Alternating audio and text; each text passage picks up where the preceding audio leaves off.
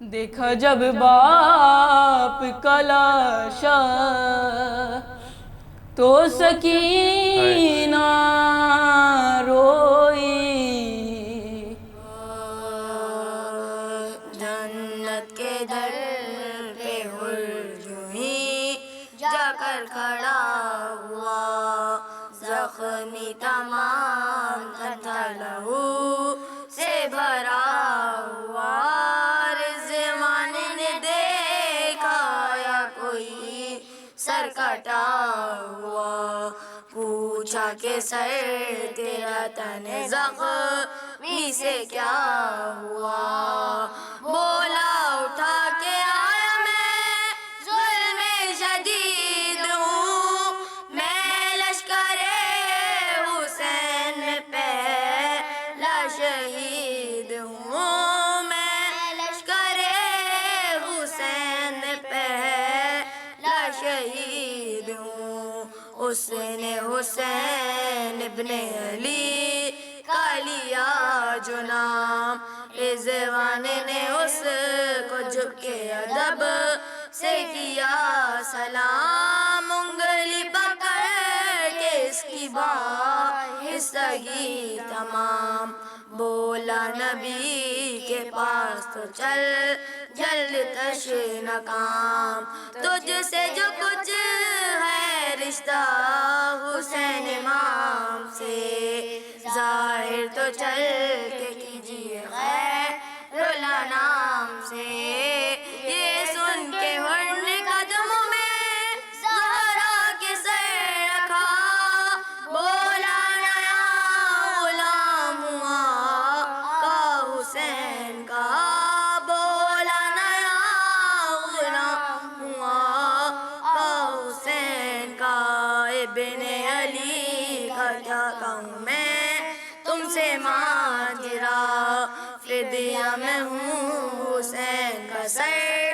ہے میرا کٹا، فتح ٹوٹی عرش مشرقین پر، بلوا پڑا تھا روبرو میرے حسین پر، بلوا پڑا تھا روبرو میرے حسین پر، یہ کہہ کے فاطمہ نے کیا خود سے یہ سوال، کس نے گلے پہ باندھا تھا تیرے میرا رومال، وہ بولا کیا کہوں میں جگر خستہ پر ملال، کھا کر گلے پہ برچی ہوا میں جو ہی نڈال، نہ اس گھڑی ہوا سے نہ کچھ مجھ کو ہوش تھا، شہرک سے میرے خون کے دریا کا جوش تھا،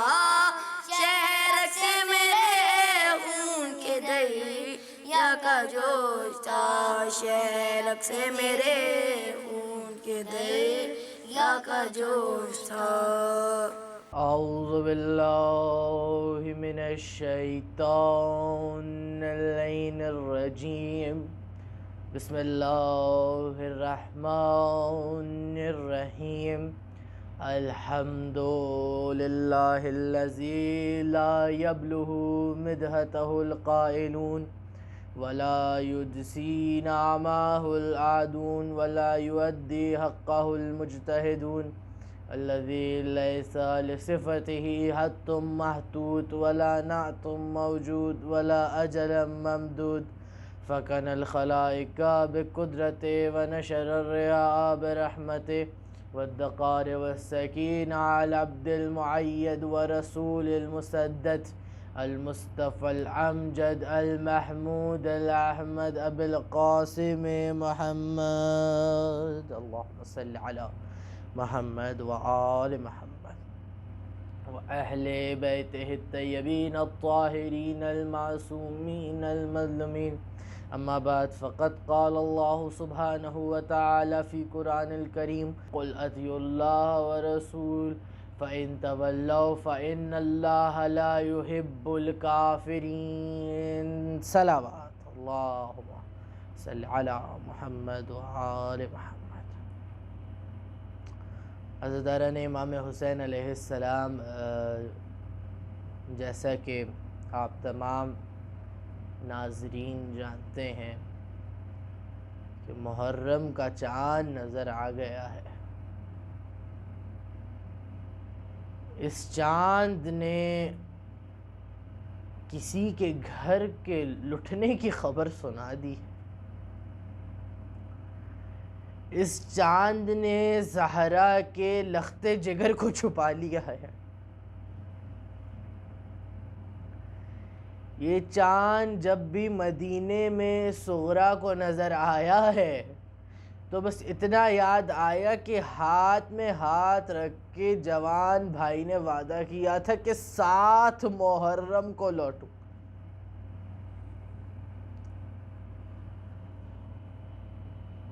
عزیزان گرامی، موضوعات سے آپ واقف ہیں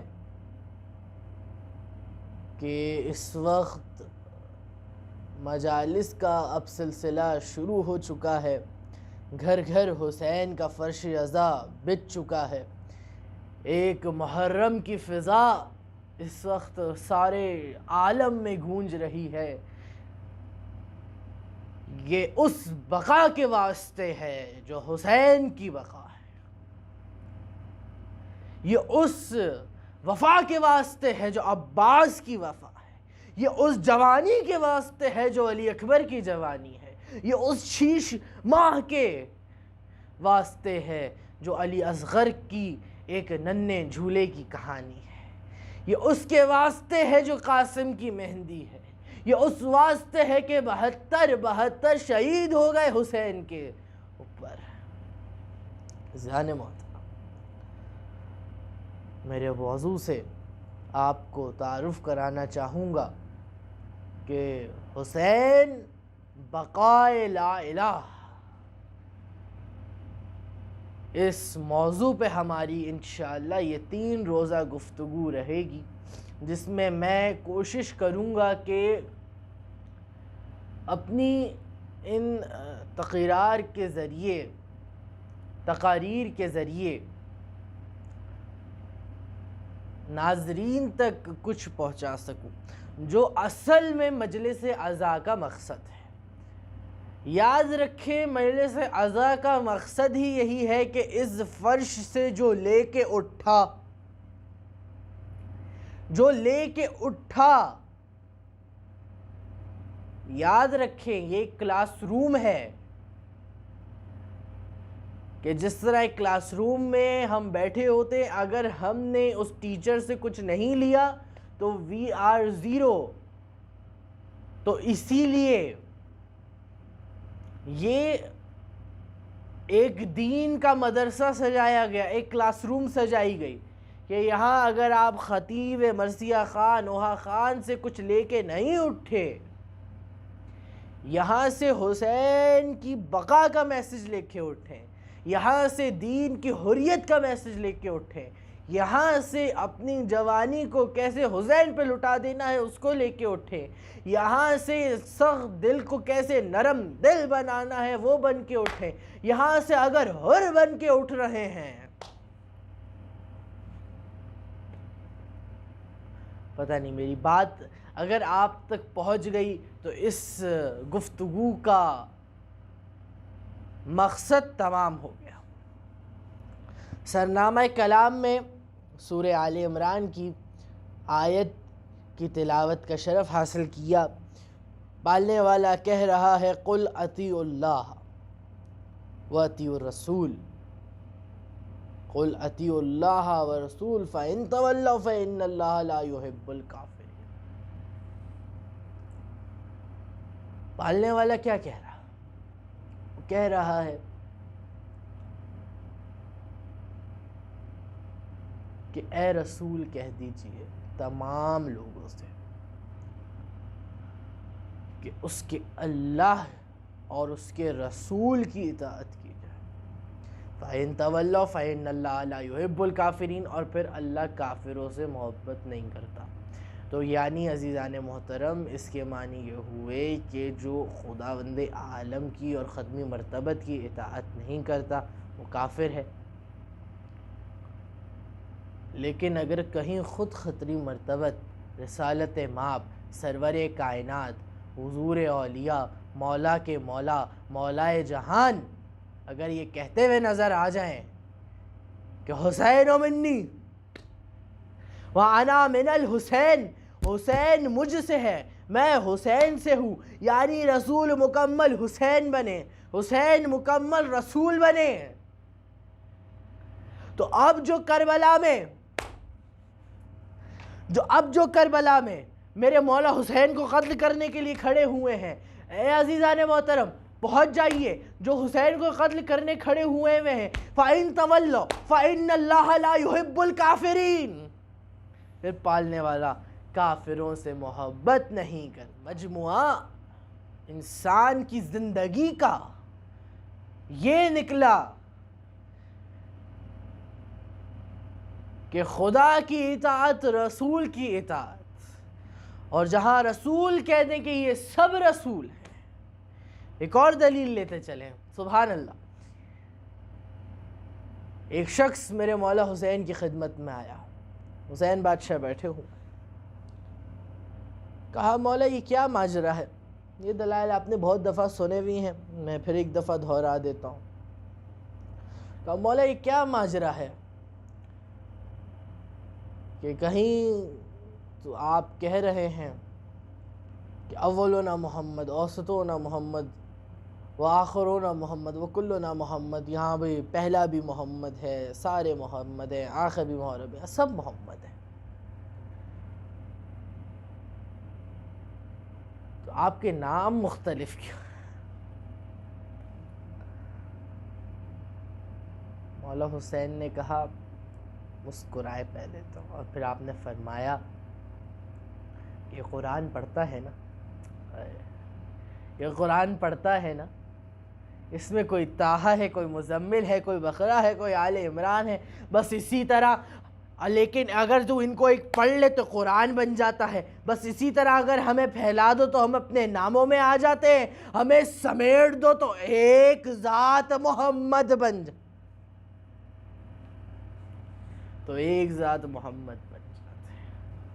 یہ اس کا خاندان ہے، اس رسول عربی کا خاندان ہے۔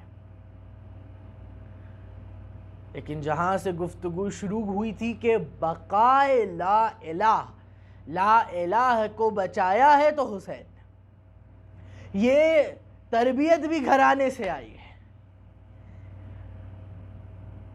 کہ خون جوتی میں تھم گیا محمد عربی کی، کس لیے کہ امر بالمعروف کرنے نکلے تھے۔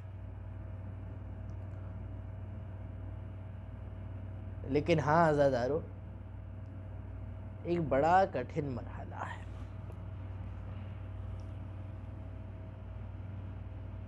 جس کے لیے اٹھتے بیٹھتے اس مولا کو سلام کیا کریں۔ کیا مرحلہ ہے؟ کہ مولا نے اس بقائے لا الہ کے لیے اپنا وطن اور اپنا گھر چھوڑ دیا۔ مدینہ منورہ کے جس سے سب سے زیادہ محبت تھی، حسین کو وہ چھوڑنا پڑا۔ تاریخ سنتے جائیے۔ میرے مولا حسین نانا کی قبر پہ ہیں۔ یہ کب کا واقعہ ہے؟ جب دو قاصد ابن زیاد کے پہنچ چکے ہیں اور حسین نے یہ دیکھ لیا کہ اب کوئی میرے ساتھ نہیں ہے۔ نانے کی قبر پہ بہت دیر تک گریہ کرتے رہے اور غش آ گیا۔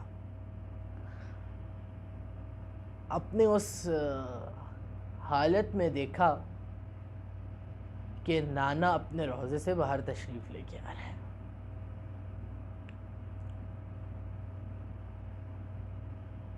اور میں لپٹ گیا اور کہا ہے میرے نانا مجھے اپنے ساتھ لے جائے۔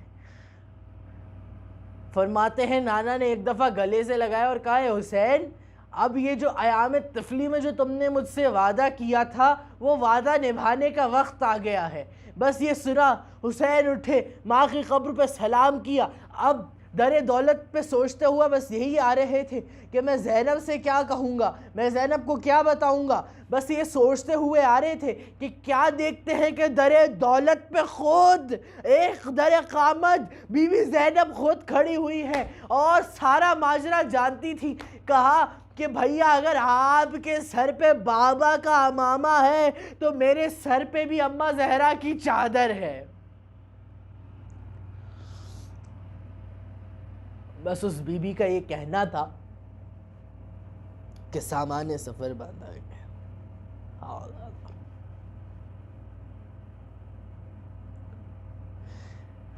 یہ سامان سفر باندھا گیا. کیا دیکھتا ہے, راوی لکھتا ہے کہ کنات کھینچ دی گئی اور ایک آواز لگائی کہ اے مدینے والو جتنی دور جا سکتے ہو اتنی دور چلے جاؤ. راوی کہتا ہے میں دیکھنا چاہتا تھا کہ اب یہ کون آ رہا ہے, کہ دیکھا بیبیوں کی جھرمٹ میں ایک طویل قامت بی بی جس کا نام زینب بنت علی تھا, بڑی شان سے اپنے خیمے سے اپنی ہماری میں سوار ہونے جا رہی تھی. ایک دفعہ سوار ہوتے ہوتے کہتی ہے کہ آج مجھے وہی سوار کرائے جو 11 محرم کو کرائے گا. ایک دفعہ بیمار بیٹے سجاد نے اپنی کمر کو جھکایا اور کہا میں ہوں پھوپھی وہ سجاد. ابھی سوار ہونے لگی تھی کہ مدینے کی عورتیں آ گئیں. مولا حسین سے درخواست کی کہ ہمیں کنات کھینچتے ہیں اور ہمارے درمیان سے بی بی زینب کو گزارتے ہیں. مصائب تمام ہیں. کنات کھینچی گئی اور بڑی شان و شوکت سے جب بی بی گزرنے لگی, ایک دفعہ مولا حسین نے بڑی آہ بھر کے کہا کہ اے مدینے والو اس زہرا کو, اس زینب کا چہرہ پہچان لینا. ارے 11 محرم ہوگی یہی چہرہ ہوگا, لیکن بازار در بازار, بے ردا, دربار در دربار یہ میری بہن, یہ میری مظلومہ بہن پھرائی جا رہی ہو.